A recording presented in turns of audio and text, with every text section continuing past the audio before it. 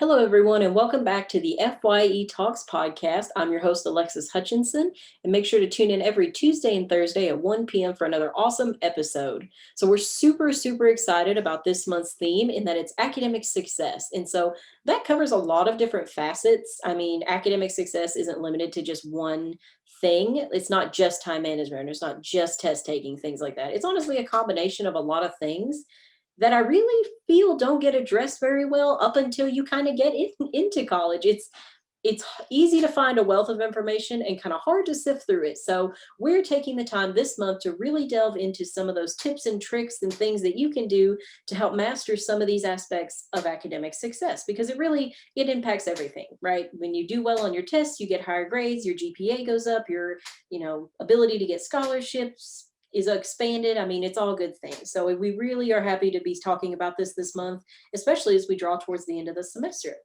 So today we're doing a highly requested one. And of course, it's test taking. We all have test anxiety. It is incredibly prevalent. Some people are excellent test takers. Some people don't feel any anxiety, any stress. They don't get clammy. They don't feel, that knot in the pit of their stomach. And that's awesome. If you are a good test taker, my hat is off to you, because that is an absolutely amazing skill. However, the vast majority of us, I would say, really struggle with tests. I remember, from elementary school up until I finished my bachelor's degree, the thought of having an exam or a test or a unit cap, anything, just filled me with overwhelming sense of dread. And I think a lot of that came from not knowing how to prepare for a test, because like many students, I believed in the cram method. I believed if I just read everything that I had ever written down in that class, the night before, and tried to stay up as late as possible to commit as much of it into my brain as I could, I would pass. And we've all heard the spiels about, oh, that's not effective. That's not a really great way to do it. But when it's all and I mean, I was getting results. I mean, it was working in certain instances. When it failed miserably. But when it worked great. So that was the problem. I didn't have a framework of how do I get out of this loop? How do I actually put forth any conscious effort into acing this test, or at least getting above what I was getting previously? So I've compiled a lot of tips and tricks that throughout working in academia and working with students and kind of hearing the most common complaints, here are things that I think can help you. And by no means, they're not everything. They're not, they were not going to guarantee that you get, an A on your next exam or whatnot, but definitely take these into account, because they can really build the framework for helping to remove a lot of that anxiety with tests. And when you can take a test well, you hold all the power. So I like to break it up into kind of three stages when I look at a test now. I look at it as, the preparation, taking the test, and then reviewing the test, reviewing my performance, so to speak. And so we're going to take all three of those in different stages today. So beginning with preparation, unlike many of us believe, it is true, cramming the night before really doesn't help. I mean, again, sometimes you'll get results. Sometimes you'll have a session that somehow that in material interests you, or just for some reason clicks better, and you'll be able to recall much of it when you go in to take the test. However, the problem is for subjects where you're probably not as interested and not as effective with that material, you're already not wanting to engage with it. So you're really not going to be able to commit as much of it to memory as you probably assume you will. And so a little prep work goes a long way, much like anything. Going on a road trip, you make a list, you pack, you do all that the night before. You don't get up that morning, most of us, I would say, and throw all your stuff in there. Or if you do, a lot of times you find that you've missed something, you've forgotten something, or you've left something behind. So laying that prep work, doing a little bit of work in before you take the test, really can go a long way. So for example, instead of having one long cram session where you're panicking, you're letting those intrusive thoughts come in and tell you that, you've already made a mistake, you've already counted out your chances for success because you're cramming the night before, do away with that. We don't need those thoughts. They're not constructive. They're not going to help us. So I would recommend taking your study sessions in shorter increments. So for example, 15 minutes, look over your notes, rewrite them, write them on another piece of paper, make them neater, highlight, doodle, whatever you got to do to re-engage with that material for 15 minutes, and do that every night up until the exam. You're going to find that you're taking in less material, but you're taking in more material in the long run because you're doing it more frequently. So it's more manageable, but you're getting more exposure to more content because you're taking it in these manageable little steps, few of us, aside from our hobbies and things like that, want to sit down and do very much for 3 hours at a time. And so it's easier if you can break it down to these more manageable, less overwhelming, less stressful, less panic inducing sessions that you spread out over multiple days. And so you don't have to do it, every single night, but definitely if you want to do it less frequently, study a little bit longer, but max 30 minutes. You don't really want to be cramming again for very much longer than that, just because you're really not going to be committing a ton of it to memory. It's going to just feel like you're slogging through the material. So I recommend shorter sessions more frequently and engaging with that material while you're doing it. So don't just read over it. Read it out loud to yourself, record it on your phone, and then listen to it again. That's a really effective way of hearing that material. If you record it or have someone else read over the notes, so it's not just your voice that you're hearing. So many different phones and smartphones and things have a voice record feature. Just record it like you were listening to an audiobook, and then play that back randomly throughout your day. Listen to it on your headphones. Just say, I'm going to commit to listening to this for like 15 minutes while I do the dishes or while I pump my gas or just whatever the case may be. That can be a very effective way of hearing the material multiple times. And so you're hearing it, you're memorizing it, you're engaging with it, and it's not in that just opening your notebook and feeling completely overwhelmed at all of the material on the page, or as you're flipping through multiple pages and things like that. That can really make it less panic inducing, less overwhelming. And so that's a really, really great way to engage with the material again. And so, of course, another important aspect of preparing for a test is getting enough sleep. I've pulled the all-nighters. I've studied until 4 a.m., slept until 6, and then got up, finished it, and went and took the exam. That's not good. It makes you miserable, and you're really, really worn out. You're really not able to concentrate as much. And I feel like when you sleep less, if you don't get enough sleep, unless your body is just in tune to that and that's how you work, it really makes you feel more anxious. You feel more overwhelmed because you're tired and you're not in a good mood, and everything just feels so much harder and so much more work than maybe it would otherwise. So definitely recommend getting the amount of sleep that you need personally to feel good, to feel rejuvenated, to feel like you have at least the energy you need to get through the day, as opposed to showing up and being completely drained and completely miserable.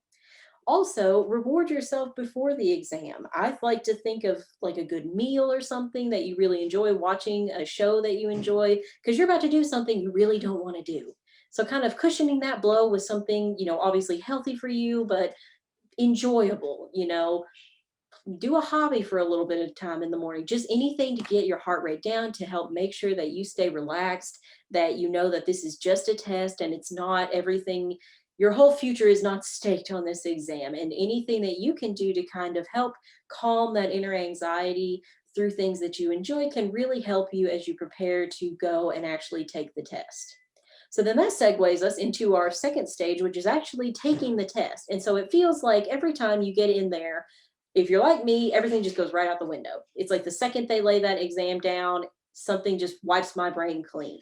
So the key, I think, as I've, worked through it and gotten older and listened to more people talk about it, is to kind of view it not in such cut and dry terms. Like, it used to be pass or fail with me. I was like, you know what, no matter what, I'm either going to pass this and do really well, or I'm going to absolutely bomb it, and there's no in between. And when you have that really closed view of that exam, you're putting all the pressure on yourself to be flawless, and that can be really detrimental. You really got to look at it. If you've done your preparation and you're there to take the test, it's not the end all be all. You studied, you prepared. You have to have faith in yourself that no matter what happens, you're going to walk out of that room and life is going to go on, and you can always get more help, or you can ask questions, or you can meet with your instructor afterwards to do what you need to do to make sure that you're okay once it's done. And so, some tips and tricks for taking the exam: when you get in and you sit down for the actual exam, I recommend, as soon as you get that paper, doing a memory dump. And so, what I mean by a memory dump is take, you know, the first like minute or two when you get the exam, after the instructions have been read and you understand how the exam's going to work and how much time, you don't want to just immediately go after this. You really need to pay attention to what the instructor says, because sometimes they'll say, hey, don't worry about this question, or don't forget there's a back. And if you miss that information, that's going to make you feel more anxious. So once you've heard how the exam's going to work and you feel confident and you've started, take a minute and just write down anything that you can remember that might be helpful. Write down formulas, equations, names, dates, whatever. Anything that you have studied and for some reason sticks out in your mind that you feel like you need to know, write it all down on that exam. There is nothing wrong with that. And it's going to give you something to review later that maybe it isn't helpful right now, but you can go back and look and say, oh, I'm glad I wrote that down. That's what this is. Another thing to look for are cues. So we've all seen, the answer to another question is located in the body of a different question. So the key with that, though, is don't view that as your only strategy. So you can look for cues. You can see, okay, this question addressed this thing that I had earlier, and now I can go back and kind of make my correct my answer, or I can go back and actually answer that question now with confidence because I was able to find that. But do not let that turn into pattern seeking. That's the problem where students really struggle also, is if A is the answer for 4 questions in a row and you feel confident, let that go. It's most likely a coincidence. It's most likely not, anything. You don't need to go back and change all your answers. If A for those 4 questions was exactly what you thought it needed to be, then go with your gut. Don't take the time to go back and rethink your answers, because then you're going to confuse yourself and you're going to really feed into that inner anxiety and that inner monologue. So look for cues, look for, little side roads that you can view other questions and say, hey, this sounds like the right answer for this question. But again, don't worry about those patterns, because odds are it's just a coincidence. And if you go back and change all your answers, you might do worse than you did with your gut instinct. Another thing is, don't ever leave questions blank. Unless it's a fill in the blank question and you legitimately have no idea, obviously. If it's a multiple choice, I mean, you got a shot. You have a shot of getting that answer right. And it's always in your best interest to fill in, an answer, even if you're not very sure. Give it your best educated guess and then move on, because odds are you're gonna, it's gonna be in your best favor to make sure you don't leave any of those questions blank. And so those are some really good skills for taking the test, and also breathing exercises. I know that when I get in a test, I would always just want to panic, and I would feel like I couldn't breathe very well.